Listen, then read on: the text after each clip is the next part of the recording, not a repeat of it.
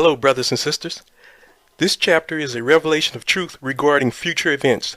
There was no way for Daniel to look into the complicated affairs concerning the rise and fall of earthly governments without the guidance of Gabriel, the angel of prophecy. Revelation chapter 1 verse 1 and chapter 22 verse 16. When future events are to affect God's people, he reveals these to his prophets. Surely the Lord God will do nothing, but he revealeth his secret unto his servants the prophets. Amos chapter 3 verse 7. The revealed will of God is always the truth. John chapter 17 verses 17. Deuteronomy chapter 29 verse 29. When Gabriel comes into view, it is in connection with the revelation of truth. The great controversy between Christ and Satan is being fought daily. When truth is revealed, the devil seeks to nullify it. But God, knowing the future, also controls it. Read Daniel chapter 2 verses 20 through 22, 28, 45, and 47. Gabriel reveals with accuracy the kings to follow Cyrus on the Persian throne. The fourth would be the most significant because of his tremendous wealth. Then he brings to Daniel's view a great king who would have a large and extended empire. However, this great king would suddenly be broken, and the effect would be the division of his empire into four parts. He directs Daniel's attention to the struggles between the king of the north and the king of the south in an attempt to establish the fourth world empire of Rome. Since this last vision is interpretative of chapter 8, the principles in chapter 8 will all appear in this vision. Medo-Persia, Greece, Rome, and finally the development of the little horn power, of which it is predicted she will finally come to her end, bringing about the ultimate victory of Christ. Also I, in the first year of Darius the Mede, even I, stood to confirm and to strengthen him. Verse 1. Gabriel begins by telling his experience with Darius the Mede in the first year of his reign as king. The reign of Darius was honored of God. To him was sent the angel Gabriel to confirm and to strengthen him. Daniel chapter 11 verse 1. Upon his death, within about 2 years of the fall of Babylon, Cyrus succeeded to the throne, and the beginning of his reign marked the completion of the 70 years since the first company of Hebrews had been taken by Nebuchadnezzar from their Judean home to Babylon. E.G. White, Prophets and Kings, page 554. And now will I show thee the truth. Behold, there shall stand up yet 3 kings in Persia, and the fourth shall be far richer than they all. And by his strength through his riches he shall stir up all against the realm of Grecia.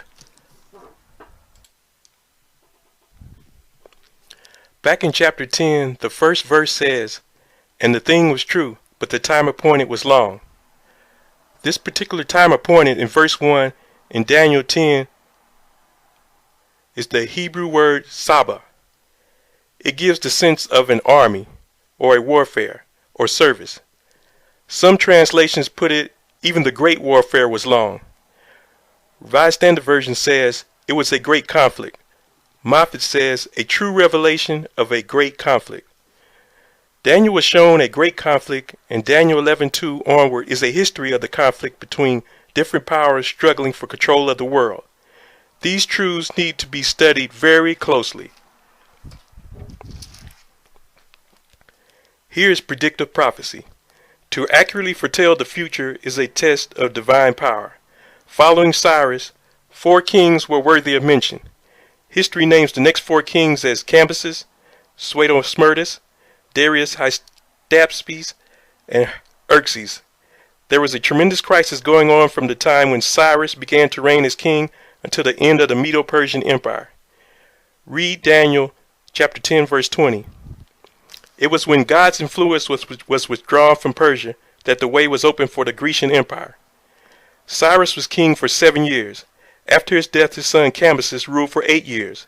He was slain in Egypt, and an impostor known as Suetonius took the rulership of the empire, which rightfully belonged to the son of Cambyses. Suetonius ruled only 7 months, but during his short reign, Samaritans complained about the rebuilding of Jerusalem. He listened, and then by decree stopped the work. Ezra chapter 4 verses 18 through 24. When the work of building the temple stopped, the Lord began to speak through 2 prophets, Haggai and Zechariah. They pointed out the cause for the withholding of God's blessing. Drought and famine visited them because they were seeking their own selfish interests to the neglect of the house of God. Read Haggai chapter 1 verses 1 through 6. The prophet tells how even though they were making money, yet it was all coming to naught. Haggai chapter 1 verses 9 through 11. When they heeded the message and began to return to God, that which was his, then they were given the assurance, I am with you. Haggai chapter 1 verses 13. God's promises never fail for those who are returning to God. That which belongs to him belongs to him. Read Malachi chapter 3 verses 8 through 10. Darius Hystaspes killed Suetosmyrtus and ruled for 36 years. He left a record of his accomplishments on the Behistun rock. This was discovered and translated between 1835 and 1846 by Sir Henry Rawlinson. See Encyclopedia Britannica, edition 1956, volume 3, pages 330 and 331. Xerxes, the fourth king, is the Ahasuerus mentioned in Esther chapter 1 verses 1 through 7. He was by far the most wealthy of all the kings before him. The book of Esther records the things Xerxes did which affected the Jews who had not returned to Jerusalem.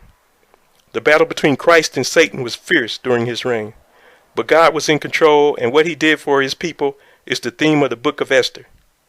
During the reign of Xerxes, at a certain feast, Vashti the queen was replaced by a Jewish maiden. She was Hadassah, also known as Esther. Her cousin, with whom she lived, was Mordecai, one of the security guards at the king's palace. His responsibility was to report any conspiracy which might arise. Haman became angry because Mordecai refused to bow to him.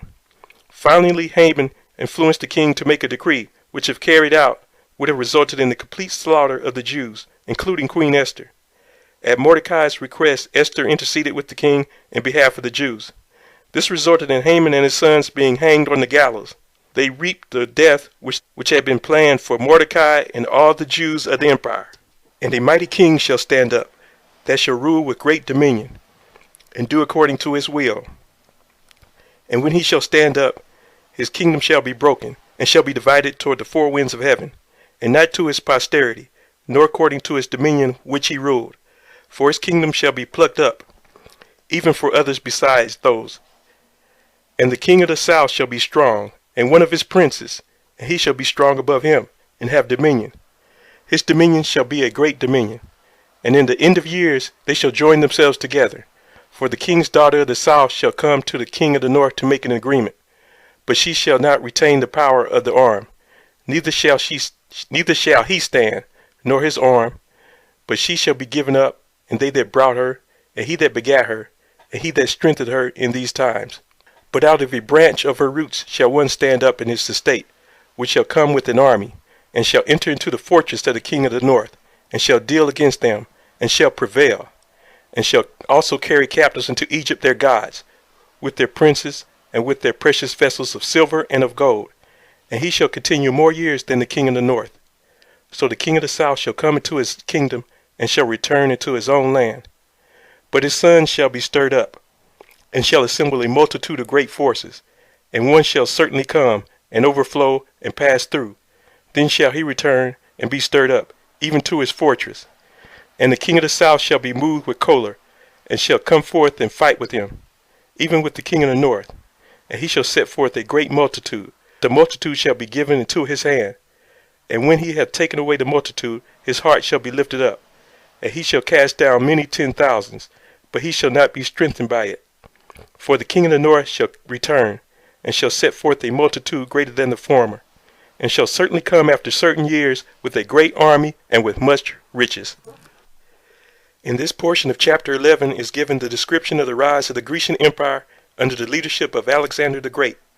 From Xerxes to Alexander the Great, over 100 years of history is not mentioned because Persia began its decline with Xerxes, who had stirred up the Grecian Empire by his invasion of Greece. According to history, Alexander justified his invasion of Persia on the grounds of the damage done by Xerxes. So in this prophecy, Gabriel simply connected Xerxes' invasion of Greece with the invasion of Persia by Alexander and omitted the incidental events. Alexander was a typical Oriental despot. In his march of victory, as he subdued kingdoms, he consulted his own will. At the height of his success, his kingdom was broken. His death was sudden. and within 15 years his vast empire was wrested from his posterity and divided among his 4 leading generals. They were Cassander, Lysimachus, Seleucus, and Ptolemy.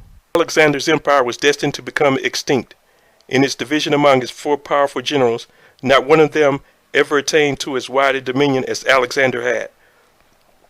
Beginning with verse 5, it becomes evident that the angel Gabriel is concerned chiefly with 2 parts of Alexander's kingdom, the kingdom of the south and the north. These were the kingdoms north and south of Palestine. Syria, under the leadership of Seleucus, was the northern kingdom, and Ptolemy, the leader of Egypt, was the king of the south. Gabriel traces the history of Syria and Egypt in advance because the events of these kingdoms had particular significance for the Jewish people. Gabriel reveals further that an attempt would be made to unite the kingdoms of the north and the south by a marriage and thus bring about a lasting peace. It is now a fact of recorded history that the king of Egypt offered to give his daughter in marriage to the king of Syria, provided he would divorce his wife Laodice and their children be banned from succession to the throne. In those days it was not uncommon for earthly governments to promote peace through marriage contracts. However, such marriages are generally useless in establishing lasting peace. Centuries later, in the 18th and 19th centuries, nearly all the crowned heads of Europe tried it again, only to see the plan topple. God said they would do this, but to no avail. Read Daniel chapter 2, verses 43. 2 years after this marriage, the king of Egypt, Ptolemy Philadelphus, died. Immediately, Antiochus Theos, the king of Syria, reinstated his former wife and children. However, Laodice did not trust her husband, so she arranged for Antiochus to be poisoned to death, and Berenice with her attendants were murdered. When the news of the death of Berenice reached Egypt, Ptolemy Euergetes, the son of Ptolemy Philadelphus, marched with a large army to avenge his sister's death. He was easily victorious over Seleucus Callinicus, the son of Laodice, who followed his father to the throne in the northern kingdom.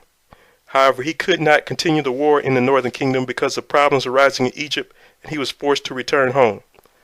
Ptolemy earned the name Euergetes because on his return to Egypt he brought back, among many other valuable things, 2,400 images which Cambyses had taken from Egypt to Persia. He lived 4 years longer than Seleucus of the northern kingdom. The Hebrew text of verse 9 actually describes a failed invasion by the king of the north against the king of the south. In the year 242, Seleucus II Callinicus attempted to avenge himself for Egypt's deep penetration of his ancestral lands. But his army was vanquished and his navy blown away. He returned to Antioch badly bloodied and empty-handed. There continued to be frequent wars between these 2 kingdoms. After the death of Seleucus Callinicus, his 2 sons endeavored to regain what had been lost to Egypt of the northern kingdom. These sons that shall be stirred up are the sons of the king of the north. They're going to assemble a multitude of great forces. The sons of the king that was conquered and lost the booty that was carried back into Egypt are stirred up to retaliate against Egypt, the king of the south. Sons is in the plural, but by the end of verse 10 it is in the singular, and one shall certainly come and overflow and pass through. History says there were 2 sons of the king of the north at that time, and one was incompetent. He was the one that began the preparation for war. His generals were so frustrated with his inabilities that they poisoned him. Then the second son takes up the task and builds a mighty army to return back against the king of the south in response to what they have done. Finally, the second son, Antiochus the Great, was successful in regaining most of the land which had been lost. This caused numerous battles. The final victory for Ptolemy was at Raphia near to Palestine. When Syria and Palestine saw Antiochus retreat to Antioch, they vied with each other to submit to Ptolemy. These 3 verses, 10 through 12, deal principally with the Battle of Raphia, June 22nd, 217 BC, as if God chose to pay special attention to this particular battle as an evidence of his entrance in every battle.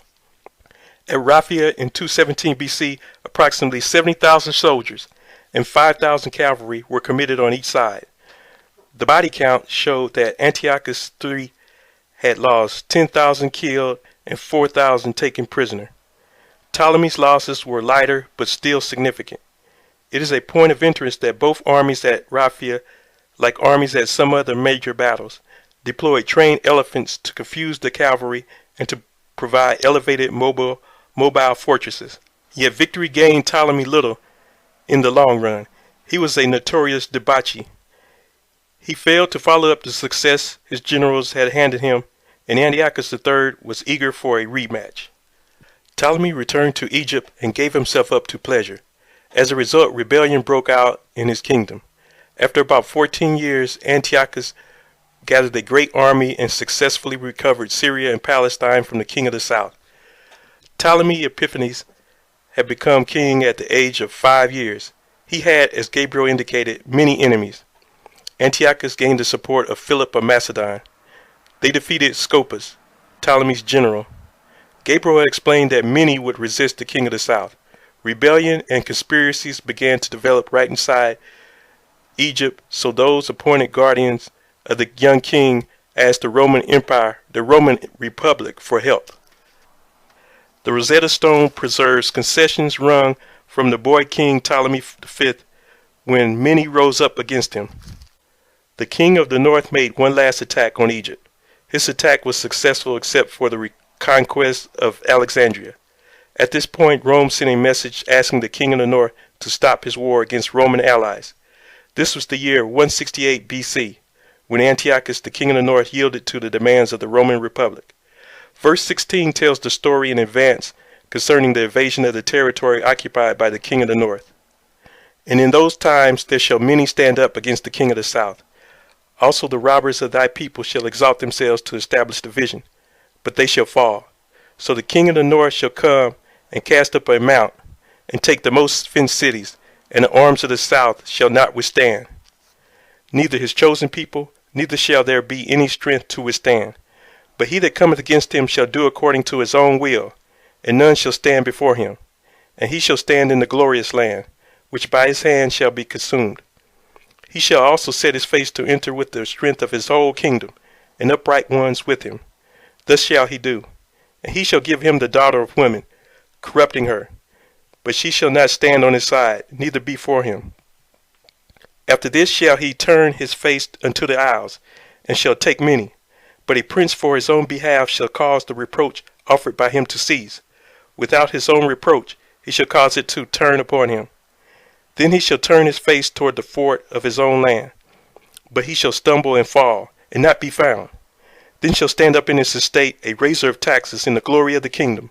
But within few days he shall be destroyed, neither in anger nor in battle. And in his estate shall stand up a vile person, to whom they shall not give the honor of the kingdom. But he shall come in peaceably, and obtain the kingdom by flatteries.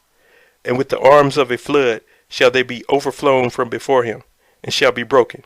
Yea, also the prince of the covenant. The underlying Hebrew of verse 14 in the phrase, the robbers of thy people, means literally, the breakers of your people. So who are the robbers or breakers of God's people?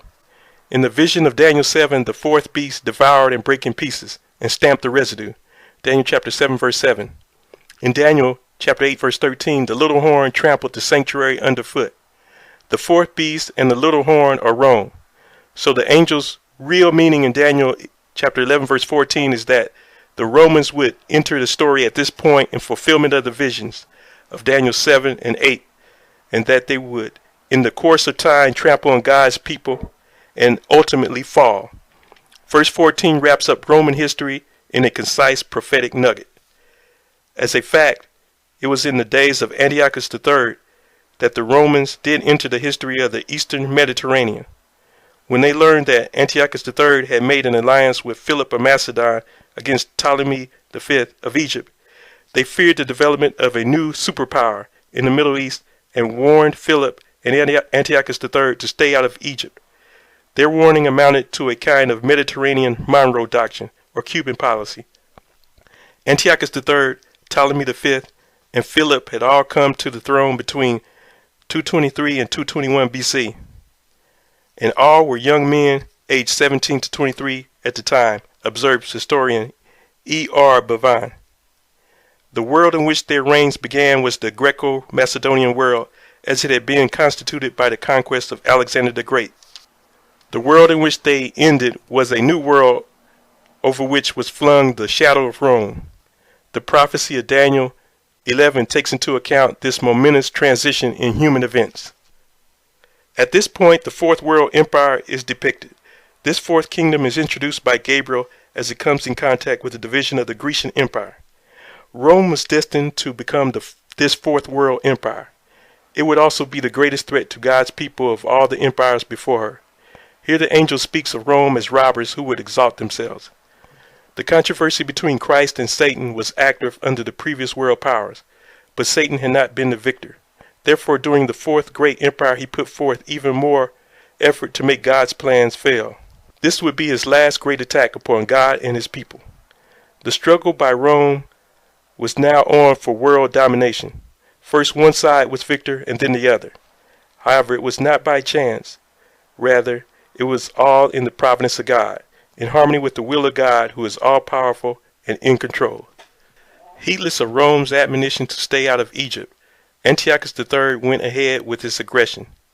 He came and built up siege ramps and captured the fortified city of Sidon. Antiochus trounced a well-trained army led by Scopas, a skilled and experienced general in the service of Egypt.